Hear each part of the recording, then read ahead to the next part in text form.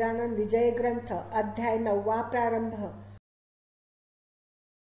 श्री गणेशाय नमः। हे सगुण स्वरूपा रुक्मिणीवरा, हे चंद्रभागा तटविहारा, श्री संत वरदा शारंगधरा, पतित पावना दयानिधे, लहानां वाचून मोठ्याचा, मोठेपणान टिकेसाचा, पतिता विन परमेश्वराचा, बोलबाला होणे नसे, आम्ही आहो पतित म्हणून तुला म्हणतात, पावन करता रुक्मिणीकांत हे आता विसरू नको।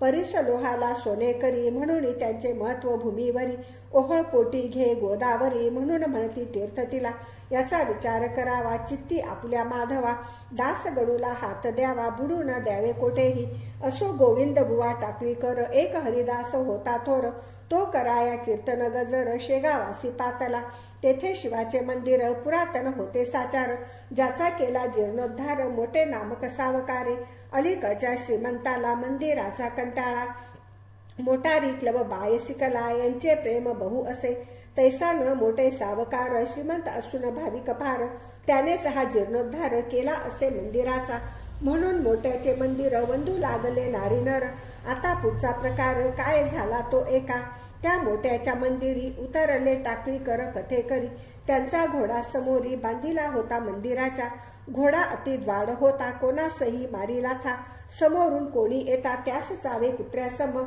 तोडी चरहाटे वरच्यावरी स्थिर न राहे क्षणभरी, कधी कधी कांतारी त्याने जावे पळून, खिंकाळे रात्रंदिवस वाईट खोड्या बहुवस, आल्या होत्या मुक्कामास श्रोते तया घोड्याच्या, लोखंडाच्या साखळ्या होत्या त्यासी बांधण्या केल्या, त्या या समयी राहिल्या टाकळी माझी विसरून, चरहाटाने कसा तरी घोडा मंदिरापासमोरी बांधून या कथेकरी निजले जाऊन शय्येला, रात्र झाली 2 प्रहर, तमे आक्रमिले अंबर, दिवा भीतांचे गुत्कार होऊ लागले वृक्षावरी, टिटव्या टिटी शब्द करीती, वाघुळे भक्ष्या धुंडीती, पिंगळे बसून वृक्षांवरती किलबिल करू लागले, सामसुम जिकडे तिकडे बंद झाली कवाडे, कोठेही ना दृष्टी पडे एकही माणूस रस्त्यांनी, एशा रात्र समयास श्री गजानन पुण्यपुरुष, घोडा बांधल्या ठायास येते झाले सहजगती, जे जे कोणी द्वाड असती त्यांना सुधारण्याप्रती, साधू पुरुष अवतार घेती ईशाज्ञेने भूमीवर, औषधाचे प्रयोजन रोगा निवारण्या कारण, तेवे द्वाडाचे द्वाडपण साधू संत निवारिती, असो गजानन घोड्यापासी आले रात्र समयासी, जाऊन निजले अतिहर्षी चहू पायात घोड्याच्या, मुखे भजन चालले होते गणिगण गणात बोते, या सांकेतिक भजनाते जाणण्या कोण समर्थ हो, त्या सूत्ररूप भजनाचा अर्थ ऐसा वाटतो साचा, गणी या शब्दाचा अर्थ मोजी हाच असे, जीवात्मा म्हणजे गण तो ब्रह्माहून नाही भिन्न, हे सुचवावया कारण गणात हा शब्द असे, बोते हा शब्द देखा अपभ्रंश वाटे निका, बोते हा शब्द एका तेथे असावा निसंशय, बाया शब्दे करून घेतले पाहिजे म्हण, ते हे आहे सर्वनाम शब्दाऐवजी आलेले, म्हणजे मना समजे नित्य जीव हा ब्रह्मास सत्य, मानू नको तयाप्रत निराळा त्या तोची असे, गिन गिन गिनात बोते कोणी गणिगण गणात बोते, एशी आहेत 2 मते या भजनाविषयी शेगावी, त्यासी ना आपले प्रयोजन आपणा कथेसी कारण, महाराज निजले येऊन चौपायात घोड्याच्या, वरील भजन मुखाने चालले होते आनंदाने, वाटे या भजन रूप साखळीने घोडा बांधून टाकीला, गोविंद बुवांच्या अंतरी धास्ती होती जबर खरी, म्हणून तो वरच्यावरी उठून पाहे वारूला, तो ठाण्यावरी घोडा शांत ऐसे पडता दृष्टीप्रत, गोविंद बुवांच्या चित्तात अति नवल वाटले, तो आपल्या मनी म्हणे हे ऐसे झाले कशाने, हा काही आजाराने व्याप्त झाला घोडा हा, म्हणून राहिला शांत हे न काही कळो येत, हा ऐसा आजपर्यंत नाही कधीच स्थिरावला, हे काय आहे ते पाहाया गेले, तो एक माणूस दिसले, चोहो पायात निजलेले त्या द्वाड घोड्याच्या, अति निकट येऊन पाहू लागले निरखुनी, तो दिसले कैवल्यदानी तेथे गोविंद बुवाला, ते म्हणाले मनात घोडा का झाला शांत, हे कळले कारणासहित मज लागी एधवा, समर्थांच्या सहवासे घोडा शांत झालासे, जेथे कस्तुरी तेथे नसे दुर्गंधाला थारा कदा,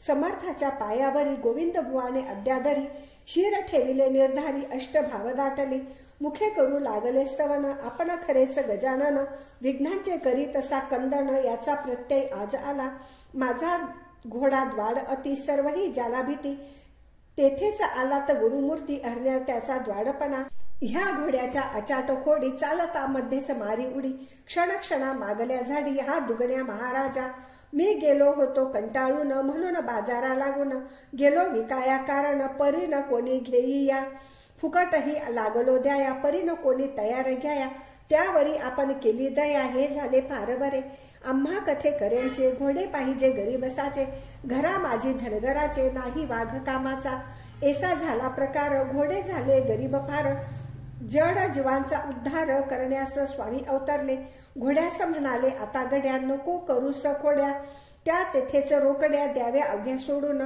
तू शिवाच्या समोरी याचा विचार काही करी वागत जावे बैलापरी त्रास न देई कवणाते ऐसे त्यासी बोलून निघून गेले दयाघन कृपा कटाक्षे करून पशुही ज्याने आकळीला असो श्रोते दुसरे दिवशी मळ्यात असता पुण्यराशी आले गोविंदबुवा दर्शनासी घोड्यावरी बैसून घोडा गोविंदबुवांचा शेगावासी ठाऊकसाचा कोश अवघ्या खोड्यांचा भीत होते त्यासी जन तो मळ्यात आलेला पाहून लोक बोलले त्या कारण गोविंदबुवाही घेऊन पिढा कशास येथे आला मुले बायका मळ्यात आहेत पहा वावरत तुमचा घोडा करील घात सहज लिहिलेने कवनाचा गोविंदबुवा त्यास बदले तुमचे म्हणणे मी ऐकिले माझ्या घोड्यास शहाणे केले काल रात्री समर्थांनी त्याने खोड्या दिल्या टाकून झाला गोगल गाई समान आत भ्यावयाचे कारण काही न उरले कोणाशी चिंचे खाली उभा केला टाकळीकरांनी घोडावाला चराटा वाचून राहिला उभा तो एक प्रहर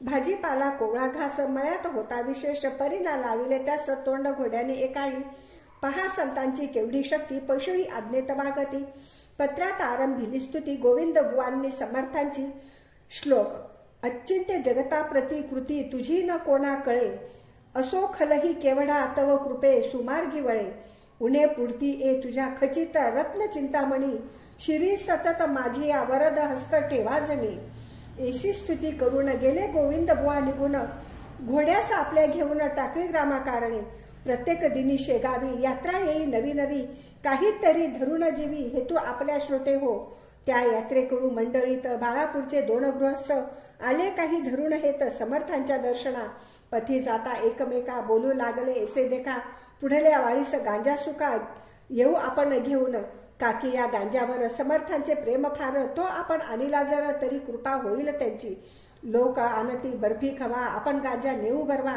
गाठ धोत्रा बांधून ठेवा ना तरी विस्मृती होईल पुढल्या वारीस 2 जण आले दर्शनाकारण परी गेले विसरून गांजा तो आणावया शिर ठेविता पायावरी आठवण त्यांना झाली खरी की नाही आणीला बरोबरी गांजा तो आपण आता पुढल्या वारीसी दुप्पट आणू गांजासी ऐसे बोलून मानसी दर्शन घेऊन गेले हो पुढल्या वारीस तेच झाले गांजा आणण्याचे विसरले कर जोडून मात्र बसले स्मृती नसे गांजाची तै स्वामी म्हणाले भास्करासी पहा जगाची रीत कैसी गाठ मारून धोतरासी विसरती जिन्नस आणावया जातीने आहेत ब्राह्मण तेच आपले भाषण करीती आपण होऊन खोटे पहा सर्वांशी ब्राह्मणांचे भाषण कदा नसावे अप्रमाण या तत्वा लागून न जाणती चांडाळते द्विजे निज धर्म सोडिला आचार विचार सांडिला ह्यामुळे श्रेष्ठत्वाला ते मुकले सांप्रत बेटेमणी नवस करीती आणि हात हलवीत येथे येती अशा लेखा पूर्ण होती त्यांच्या मनीचे मनोरथ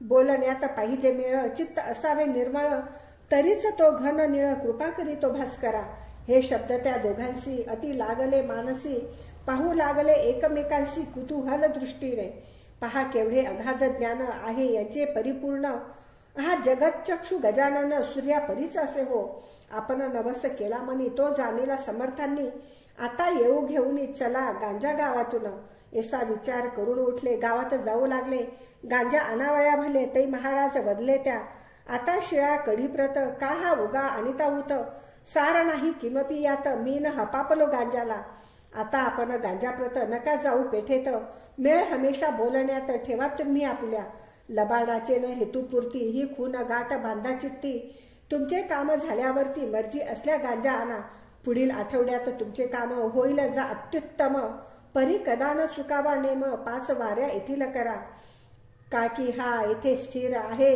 मृडानिपती कर्पूर गौरव ज्याच्या कृपेने कुबेर जगी झाला धनपती जा नमस्कार त्यासी करा गांजा आणावया न विसरा परमार्थात खोटे जरा बोलू नये मानवांनी ऐसा उपदेश ऐकून महाराजांशी वंदून घेतले शिवाचे दर्शन आणि गेले बाळापुरा. पुढील आठवड्या माझी भले काम त्यांचे फत्ते झाले. तेही गांजा घेऊन आले शेगावात वारीला. त्या बाळापूरची दुसरी कथा तुम्ही एका श्रोते आता. बाळकृष्ण नामे होता बाळापुरात रामदासी. कांता त्याची पुतळाबाई परमभाविक होती पायी. दरवर्षी वारीस जाई पायी सज्जनगडाते. पती पत्नीचा विचार एक पौष मासिम निगती देख. ओझ्यासाठी घोडे एक घेऊन या बरोबरी. कुबडी कंथा दासबोध सवे हे सामान अतिशुद्ध. साधुत्वाचा नव्हता मद तयसी की चढलेला. मार्गी चालता ग्रामांतरी प्रत्येही झोळी फिरवी करी. त्या झोळीच्या भिक्षेवरी नैवेद्य करी रामाला. पौष वद्यात बाळापूर सोडी नवमीला साचार. असे कांताबरोबर पुतळाबाई नामजीचे. बाळकृष्ण बुवा हाती चंदनाच्या चिपळ्या असी. पुतळाबाई करी साथी झांज हाती घेऊन. रघुपतीचा नाम गजर करी पंथाने निरंतर. शेगाव खामगाव मेहेकर देऊळ गाव राजा पुढे. आनंदी स्वामीस जालनापुरी वंदुनिया जांबनगरी. जाय तेथे मात्र करी 3 दिवस मुक्काम. काकी ते ठिकाण समर्थांचे जन्मस्थान. पुढे दिवऱ्यास नेऊन वंदन करी गोदेला. पुढे बीड आंबे जोगाईचे. मोहोरी बेलेश्वर स्वामीचे. पट्ट शिष्य समर्थांचे. डोम गावी कल्याण. नरसिंगपूर पंढरपूर. नातेपोते शिंगणापूर. वाई आणि सातारा. असे जे गडाच्या पायथ्याशी माघ वद्य प्रतिपदेला तो येऊन पोहुचे भला. श्री सज्जनगडाला नवमीच्या त्या उत्सवासी. यथाशक्तीप्रमाणे ब्राह्मण भोजन करावे त्याने. श्री स्वामी समर्थाकारणे खराच रामदासी. ऐसे रामदासी आता होणे कठीण सर्वता. दास नवमीचा उत्सव होता परत जाई त्याच मार्गे. ऐसा क्रम चालला बहुत दिवस त्याचा भला. 60 वर्षे देहाला गेली त्याच्या उलटून. माघ वद्य द्वादशीस सोडून सज्जनगडास निघावे परत जावयास त्याने आपल्या बाळापुरा. असो वद्य एकादशीशी बसला समर्थ समाधीपाशी. आले दुःखाश्रू लोचनासी शब्द न त्यासी बोलावे. हे रामदासा स्वामी समर्था हे गुरुराया पुण्यवंता. माझे शरीर थकले आता वारीन पायी होईल. जरी बसून वाहनाते येऊन सज्जन गडाते. तरी तेही कठीण देसते मज लागी दयाळा. नेम चालला आजवर आता पडू पाहे अंतर. परमार्थासी शरीर निकोप आधी पाहिजे. तरीच सर्व घडे काही हे रामदासा माझे आई. हे म्हणण्याची जरूर नाही आपण सर्व जाणत असा. अशी प्रार्थना करून निजला शयेस जाऊन तो प्रभात काळी पडले स्वप्न बाळकृष्ण बुवाला. स्वप्नी म्हणाले रामदास ऐसा न होई हताश. नको येऊ येथून खास या सज्जनगडाते. माझी कृपा तुझ्यावरी. माझा उत्सव बाळापुरी करावा तू आपल्या घरी. मी येईन नवमीला तुला द्याया दर्शन. हे मानी प्रमाण वचन आपल्या शक्तीस पाहून परमार्थ तो आचरावी. ऐसे स्वप्न पाहिले बाळकृष्ण आनंदले. कांतेसह परत आले बाळापुरास आपल्या घरी. पुढे श्रोते दुसरे वर्षी काय झाले माघ मासी. त्या बाळापुरासी ते आता अवधारा. माघ वद्य प्रतिपदेस समर्थांच्या उत्सवास आरंभ बाळापुरास बाळकृष्णांनी घरी केला. दासबोधाचे वाचन रात्रीचं हरिकीर्तन. 2 प्रहरी ब्राह्मण भोजन. दुपारती अस्तमानाला. बाळकृष्णाच्या मनात विचार हाची घोळत. पाहू कसे येतात स्वामी समर्थ नवमीसी. बाळकृष्णाच्या वचनांनी केली गावकऱ्यांनी आपापसात वर्गणी. उत्सवा साह्य करावया. ऐसा थाट बाळापुरा 9 दिवसा झाला खरा. 9व्या दिवशी 2 प्रहरा अघटित आले घडून. श्री गजानन साक्षात्कारी श्रोते तया बाळापुरी. उभे राहिले 2 प्रहरी नवमी तिथी लक्षून. बाळकृष्णाच्या द्वारात रामाभिषेक चालला आत. लोक झाले विस्मित गजाननासी पाहून या. म्हणू लागले बुवासी उठा उठा हो वेगेसी. तुमच्या दास नवमीसी द्वारी पातले गजानन. त्यावरी बुवा म्हणाले गजानन आले बरे झाले. त्याही संतांचे लागले पाय माझ्या घरासी. परी आजच्या दिनी साची मी वाट पाहतो समर्थांची. त्या सज्जनगड निवासियाची आतुर होऊन येठाया. त्यांचा मसी करार आहे मी नवमीला येईन पाहे. ती वाणी असत्य नोहे ऐसा माझा भरवसा. इकडे स्वामी गजानन द्वारी उभे राहून जय जय रघुवीर म्हणून श्लोक बोलू लागले. श्लोक अहिल्या शिळा राघवे मुक्त केली. पदी लागता दिव्य होऊन गेली. अशी वाणी एकता उठली स्वारी बाळकृष्णाची. पाहती जो येऊन द्वारी तो गजाननाची नग्न स्वारी. आजाणू बाहू साजिरी उभी निजानंदामध्ये. करण्या गेला नमस्कार तो रामदास दिसले साचार, हाती कुबडी जटाभार रुळत होता पाठीवरी. भाली त्रिपुंड उभासाचा होता गोपीचंदनाचा, नेसलेल्या लंगोटीचा रंग होता हिरमुजी. ऐसे रूप पाहिले बाळकृष्णा भरते आले, प्रेमाचे ते श्रोते भले, नैनी साचले आनंदाश्रू. तो सवेच दिसती गजानन, त्याच्या नेत्राकारण कुबडी लंगोटी काहीच न, त्रिपुंड शिरींचा जटाभार. पुन्हा त्याने हताश व्हावे, तो रामदास स्वामी दिसावे, पुन्हा जो निरखुण पाहावे तो मागुती गजानन. ऐसी स्थिती झाली खरी सिनेमाच्या खेळापरी, घोटाळासे अंतरी कोडे काहीच ओन गेना. मग म्हणाले गजानन, रामदासासी प्रेमे करून, नको गांगारू देऊ मन, तुझा समर्थ मीच असे. मागे बापा गडावरी माझीच बस्ती होती खरी, आता शेगावा भीतरी राहिलो येऊन मळ्यात. तुला सज्जन गडी दिले वचन, की दास नवमीस येईन मी बाळापुरा लागून. ह्यांचे स्मरण आहे का? त्या वचनाची पूर्तता करण्यास येथे आलो आता. देश सोडून अवघी चिंता मीच आहे रामदास. शरीर रूपी वस्त्रास तू किंमत देतोस आणि आत्म्याला विसरतोस, याला काय म्हणावे? श्लोक आहे गीते ठाई, वासांसी जीर्णांनी तो पाही. एसी मुळींना भ्रमिष्ट होई, चाल पाटी बसवी मला. बाळकृष्णाचा धरून हात गजानन आले घरात, एका मोठ्या पाटी स्थित स्वामी गजानन झाले. बाळापुरी पुकार झाली, गजानन आलेची ती भली. मंडळी धावू लागली दर्शन घ्याया पायांचे. रामदासी अवघ्या दिवसभर करीत राहिला विचार, शेवटी रात्र होता 3 प्रहर. स्वप्न पडले बाळकृष्णा, अरे गजानन माझीच मूर्ती हल्ली तुमच्या वऱ्हाडा प्रांती. संशय मुळेना धरी चित्ती, तो धरिता बुडशील.